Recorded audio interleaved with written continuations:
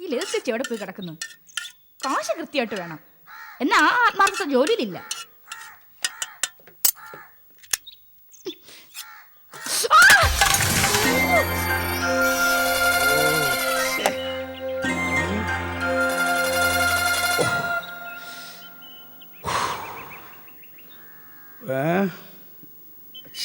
കാണുന്നില്ലല്ലോ.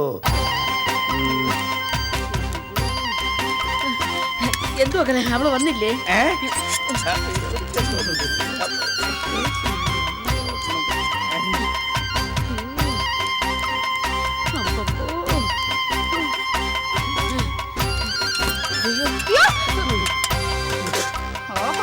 എന്താ ചേച്ചി ഇത്? ഇവിടെ ജോലിയൊന്നും ആയിട്ടില്ല, എന്താ വൈകിയേ? ഞാൻ ചോദിച്ച കേട്ടില്ലേ, എന്താ വൈകിയെന്ന്? കണ്ണു തുറിച്ചു വന്നു, തലമുടി അഴിച്ചു പിരിച്ചിട്ട് തല ഇങ്ങനെ മുറിച്ചുഴറ്റി. അതെ ചേച്ചി ഓരോന്ന് പറഞ്ഞ വിഷയം മാറ്റണ്ട. താമസം എന്താണെന്ന് പറ. പ്രേതം. എന്താ? പ്രേതോപദ്രവം, ബാധോപദ്രവം. നമ്മുടെ തെക്കേടുത്ത ശാന്തയുടെ ദേഹത്ത് ബാധ കയറി. ബാധ കയറിയോ? ഒന്നും അറിഞ്ഞൂടാത്ത പോലെ. പിന്നെ ഇപ്പം ടൗൺ സിറ്റി എല്ലായിടത്തും ആയതോടുകൂടി ബാധകൾ കുറഞ്ഞു. പണ്ടുള്ളവർക്കാണെങ്കിൽ ബാധ ഉദ്രവങ്ങളെന്ന് കേട്ടാൽ മതി, കാര്യങ്ങൾ പിടികിട്ടും. ചേച്ചി കാര്യം പറ. എന്റെ കുഞ്ഞ് 2 കൊല്ലത്തിന് മുമ്പ് തൂങ്ങി മരിച്ചില്ലേ സർല? ഭർത്താവ് ഉപേക്ഷിച്ചു പോയ സർല, അവൾ അതിന്റെ വിഷമത്തിൽ തൂങ്ങി മരിച്ചു. ആ സർലയുടെ ആത്മാവ് ശാന്തയുടെ ദേഹത്ത് കയറി. എങ്ങനെയെന്ന്?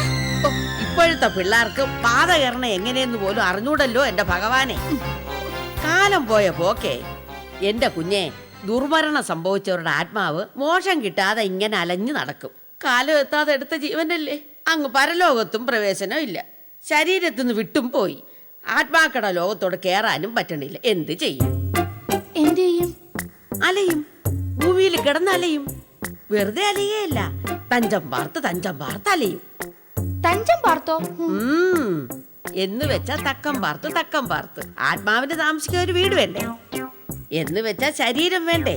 ആ ശരീരത്തിന് വേണ്ടി തക്കം പാർത്ത് അലയും. എന്നിട്ട് ഏതെങ്കിലും പരിചയക്കാരുടെ ദേഹത്ത് കടന്നുകൂടാം. ദുർബാധകൾ അങ്ങനെ പ്ലാൻ ചെയ്യും. പ്ലാൻ ചെയ്തെന്ന് വെച്ച് അങ്ങനെ പെട്ടെന്ന് കേറാൻ പറ്റില്ലല്ലോ. ഒരു ശരീരത്തില് 2 ആത്മാക്കൾക്ക് പ്രവർത്തിക്കാൻ പറ്റൂല. അപ്പൊ എന്ത് ചെയ്യും? ഇപ്പൊ ഉള്ള ആത്മാവിനെ നിർവീര്യമാക്കണം. എന്നിട്ട് ആ സ്ഥാനത്ത് കടന്നു കയറണം. അങ്ങനെ ഒടിഞ്ഞു പോരട്ടെ സംശയങ്ങള്. അങ്ങനെ ചോദിക്കണം കുഞ്ഞെ. കണ്ടോ, ആദ്യം ബാധ എന്ന് പറഞ്ഞപ്പോ ഏത് ബാധ, എന്ത് ബാധ എന്ന് ചോദിച്ച ആളിന് താല്പര്യം വന്നു തുടങ്ങിയത് കണ്ട. നമ്മുടെ ആത്മാവിനെ ഭയപ്പെടുത്തി ശക്തി കുറയ്ക്കണം കേട്ടാ. അതിനെയാണ് നമ്മളിങ്ങനെ നിർവീര്യാക്കാന്ന് പറയണത്. അങ്ങനെ ശക്തി കുറച്ച് അവിടെ മറ്റേ ആത്മാവ് കയറും. അങ്ങനെയാണ് ഇപ്പൊ ശാന്തയുടെ ദേഹത്ത് നമ്മുടെ സർല കയറുന്നത്. ചേച്ചി എന്തൊക്കെയാ പറയുന്നേ? ബാധ കേറിയെന്ന് ഞാനും ഇങ്ങനെയൊക്കെ കേട്ടിട്ടുണ്ട്. മനുഷ്യരെ പേടിപ്പെടുത്താൻ വേണ്ടി ഓരോ ഭാവനകള്. ഓ ഭാവനകള്. ഇപ്പം ശാന്തയെ ഒന്ന് കാണണമായിരുന്നു. തലമുടിയൊക്കെ അഴിച്ചിട്ട് ഇങ്ങനെ എന്തൊരു പ്രകടനമായിരുന്നു അറിയാമോ? പിന്നെ ശാന്തയുടെ സ്വഭാവം അറിയാലോ. മനുഷ്യരെ നേരെ ചൊവ്വ നോക്കാത്തൊരു കുട്ടി. എന്തെങ്കിലും പറയണമെങ്കിൽ തന്നെ മുന്നു പതുക്കെയാണ് പറയണത് കേട്ടോ. എന്റെ പൊന്നു മക്കളെ ഇപ്പൊ കാണണം. ഗുലുഗുലു ഗുലു ഗുലു ഗുലു ഗുലു ഗുലു ഗുലു ഒരട്ടഹാസം. എന്നിട്ടുണ്ടല്ലോ കൊരവീടുന്നു. കൊരവയോ? ആ, എറ്റികളുടെയും ബാധകളുടെയും സ്പെഷ്യാലിറ്റിയാണ് കൊരവ.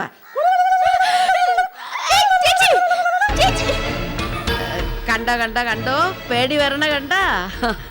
യുക്തിവാദികളെ കാര്യങ്ങളൊക്കെ ഇങ്ങനെയാണ്. ആദ്യം ഇതുപോലുള്ള കാര്യങ്ങളൊക്കെ കേൾക്കുമ്പോ മുട്ടനെ എതിർക്കും. പിന്നെ സാധാ വിശ്വാസികളെ പോലും നാണിപ്പിക്കുന്ന വിശ്വാസികളായിട്ട് അങ്ങ് മാറും. പിന്നെ കുഞ്ഞിന്റെ ബന്ധത്തിൽ ആർക്കെങ്കിലും ദുർമരണം നടന്നിട്ടുണ്ടോ? നാട്ടിൻപുറത്ത് കിണറ്റില് വീണ് എന്റെ ഒരു അപ്പൂപ്പൻ മരിച്ചിട്ടുണ്ട്. പക്ഷേ പ്രായമായിട്ടുള്ള ആളായതുകൊണ്ട് അങ്ങനെയൊന്നും കാണൂല. പ്രായമായ ആളായതുകൊണ്ട് ദുർമരണം ആവൂലെന്നാണോ? 4-5 മാസം കട്ടിലിൽ കിടന്ന് വീട്ടുകാരെ പെടാപ്പാട് പെടുത്തിയിട്ടുള്ള മരണമാണ് സാധാരണ മരണം. ഭഗവാനെ ഒന്ന് പോയി കിട്ടിയാ മതിയായിരുന്നു എന്ന് വീട്ടുകാർ പ്രാർത്ഥിച്ചു പോകും. അതാണ് മക്കളെ സാക്ഷാൽ മരണം. അല്ലാതെയുള്ള ഏതു മരണവും ദുർമരണം തന്നെയാ. പിന്നെ കുഞ്ഞിന്റെ അപ്പൂപ്പന്റെ മരണം ദുർമരണം തന്നെയാ. മോശം കിട്ടി കാണൂല. പിന്നെ ആത്മാവുണ്ടല്ലേ ഇവിടെയൊക്കെ അലഞ്ഞു നടക്കുന്നുണ്ടാവും. ഈശ്വരാ, ഈ ചേച്ചി എന്തൊക്കെയാ പറയുന്നേ? ഓ, എന്റെ പൊന്നു മക്കളെ, ഞാൻ പറഞ്ഞത് സത്യമാടാ. കുഞ്ഞ് മനസ്സിന്റെ കട്ടി ഉറക്കായിരുന്നാ മതി. എപ്പോഴെങ്കിലും നമ്മൾ പേടിക്ക് അടിമപ്പെട്ടു പോയോ തീർന്നു. അപ്പൊ അവിടെ നുഴഞ്ഞു കയറും ആത്മാവ്.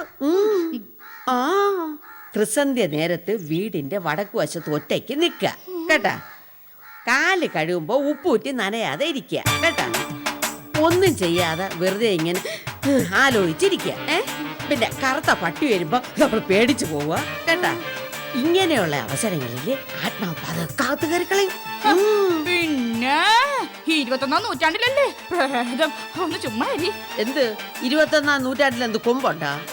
ലക്ഷക്കണക്കിന് വർഷം മുമ്പ് മനുഷ്യർ ജീവിച്ചിരുന്നത് ആഹാരം കഴിച്ചിട്ടല്ലേ? കുഞ്ഞെ, ഈ 21ാം നൂറ്റാണ്ടിൽ മനുഷ്യൻ അങ്ങനെയൊക്കെ തന്നെയാണ് ജീവിക്കുന്നത് കേട്ടാ.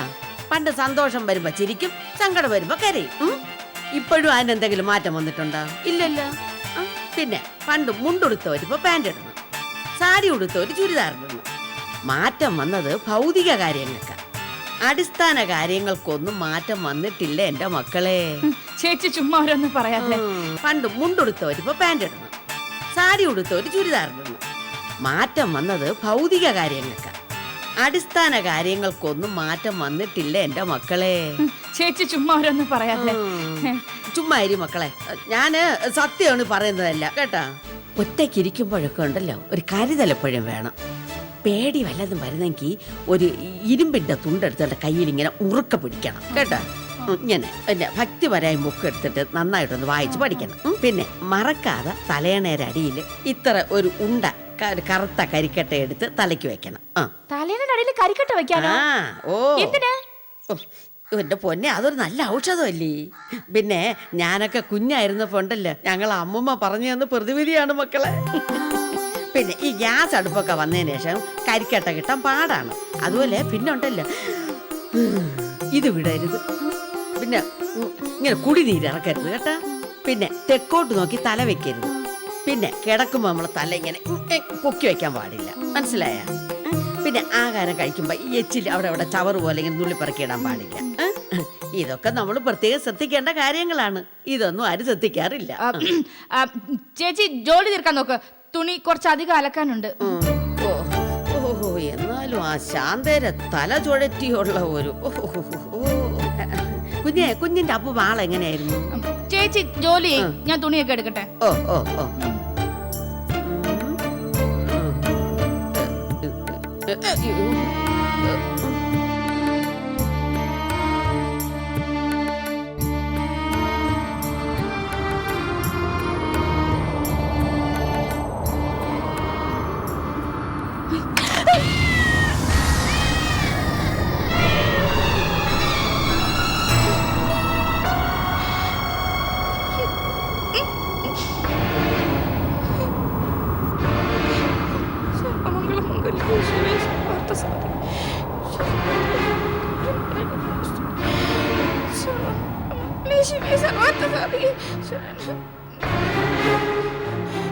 ചേച്ചി തുണി എവിടെ കുഞ്ഞെ? തുണി എന്താ കുഞ്ഞെ? അലക്കേണ്ട തുണിയൊക്കെ അങ്ങ് മുറിയിലുണ്ട്. എനിക്ക് അറിഞ്ഞൂടല്ലേ അതൊക്കെ തുണിയാണ്. ചേച്ചി കൂടെ വന്നാ മതി, ഞാൻ കാണിച്ചു തരാം. തന്നെ എനിക്ക് കൈക്കൊരു വേദന, ഭാരം എടുക്കാൻ പാടില്ല. പിന്നെ പകല് ഇതുപോലെ ഒറ്റയ്ക്ക് മുറികളിൽ കയറാത്ത നല്ലത് തന്നെ. എന്തെന്നറിയാമോ, ഇതുപോലെ മൂലകളിലാണ് ബാധകൾ ഒളിച്ചിരിക്കുന്നത്. എന്റെ കുഞ്ഞെ, ഞാൻ പറയണത് സത്യമാണ്. അതുകൊണ്ടല്ലേ പണ്ടുള്ളവര് പറയണത് വാതില് പകുതി ചാരി വെക്കാൻ പാടില്ലെന്ന്. ചേച്ചി കൂടെ വരാം. കുഞ്ഞു പോ കുഞ്ഞേ. ഇറുക്കി പിടിച്ചോ, ചേച്ചിക്ക് പേടിയാവണ്ട.